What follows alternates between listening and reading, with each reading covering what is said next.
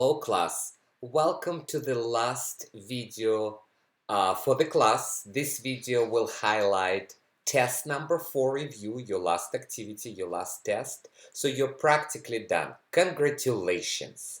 To access this video as well as the test review PowerPoint file, go to Canvas. So you see this is your Canvas site. Click on modules and scroll down to the module for test 4. So let me collapse this. It will be after chapter 12. Here it is. So this is a link to the YouTube video that you're watching right now on my YouTube channel. And this is the PowerPoint slides that I'm using to review for your last test. This is the link to the actual test, which will take you to connect to take the test. So I do not even call this test a final test. It's just a regular test, test number 4, because it's not comprehensive. It is only going to cover the last 2 chapters we covered, chapters 11 and 12. The test will be open for 2 days, as always. It will open on Sunday at 12:01 a.m. and it will close on Monday at 11:55 p.m. That means that the following Tuesday, I will calculate your final percentages as well as your final grades. I will post them to the grades on Canvas, and as soon as it's done, I'll send you an email so you could check them out.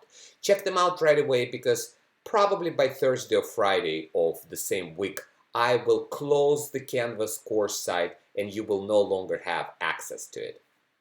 So as before, the format of the test is the same. You have to complete it once it's started.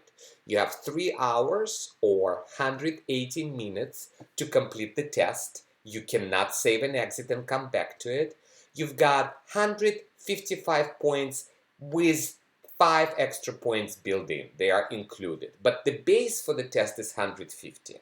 So when you see the percentage in Connect or Canvas, ignore that percentage because it uses the base of 155. It doesn't understand extra credit. So the test will have only 2 chapters. So you will have 3 problems from chapter 11 on capital investing for the total of 44 points. And you will have 4 problems from chapter 12 on the statement of cash flows for 63 points. So there are a few more points devoted to chapter 12 problems. And guys, you will have 12 multiple choice questions for every chapter, or a total of 24 multiple choice questions. Each question is worth 2 points. There is no partial credit. You either get it correctly or for 2 points, or if you did not answer it correctly, you will get 0 points for the total of 48 points. As always, there is more emphasis. About 2/3 of your points come from the problems, and only 1/3 of the points for the test come from multiple choices. So you cannot print or copy the test. If you get locked out because of the interruption in your internet connection, contact me right away. So I encourage you to take the test in the place where you've got a very good internet connection, reliable internet connection. You're not allowed to work on the test together. That constitutes cheating. And to prevent cheating, each student has a different set of problems and multiple choice questions. And even if the problems are similar, the amounts are algorithmically generated, so everybody's numbers and answers are different. Once you complete the test, you can see your results right away in Connect, and then within 20-25 minutes, they will be automatically transferred to your grades on Canvas. After the test is over for everyone, which is on Monday at 11:55 p.m., you can go back to the test 4 module, click on the link to our test, and see the feedback. You can see your answers as well as correct answers if you missed anything.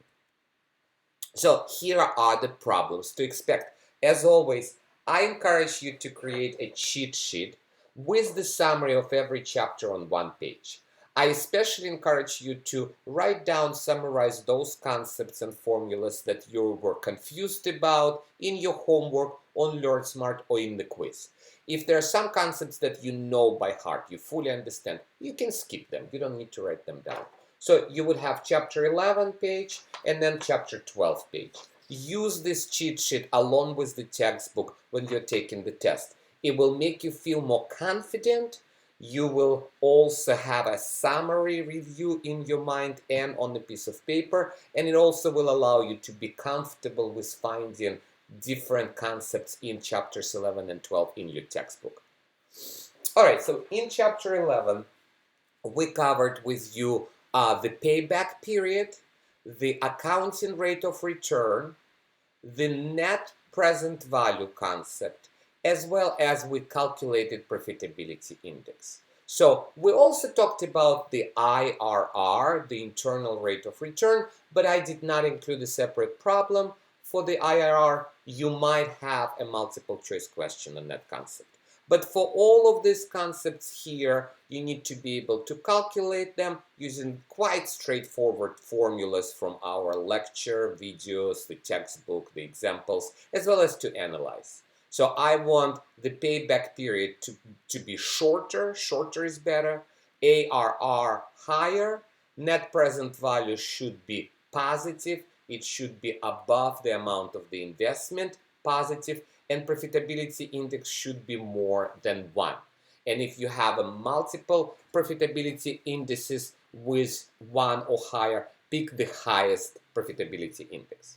For chapter 12, we talked about the statement of cash flow. So we went back to the financial accounting. I will give you different cash transactions, and you will need to classify them as either operating, investing, or financing. So review the classification from our video, from our lecture, from the textbook.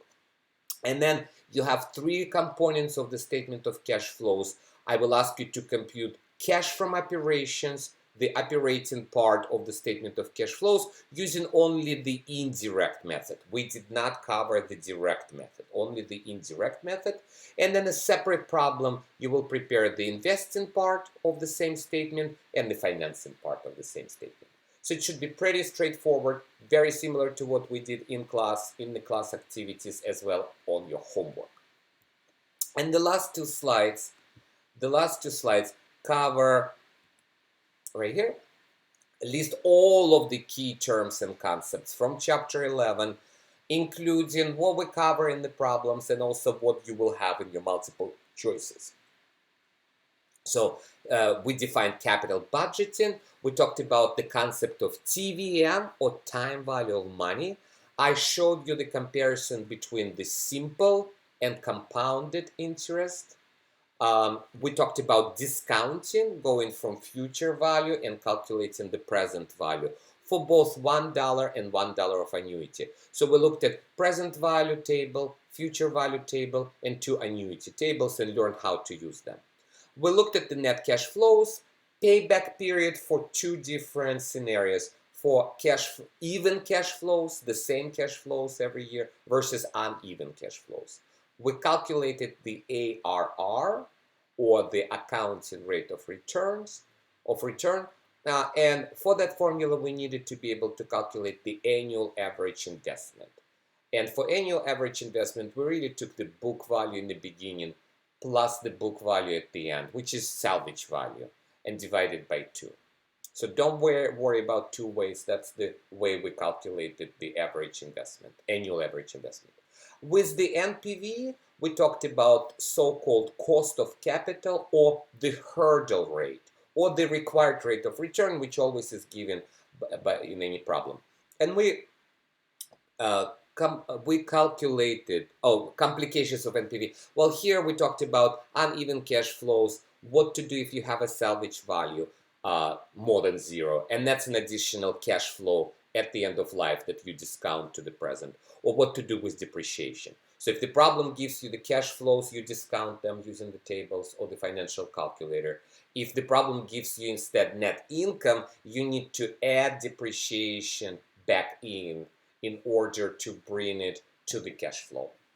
I very briefly mentioned, the textbook actually mentioned capital rationing, hard and soft, And as I mentioned, we talked about the IRR and how to calculate and what it means, the internal rate of return. And we finished with a nice table that looked at the advantages and disadvantages for each of the four methods in this chapter. And then the last slide here, guys, it's the slide on chapter 12.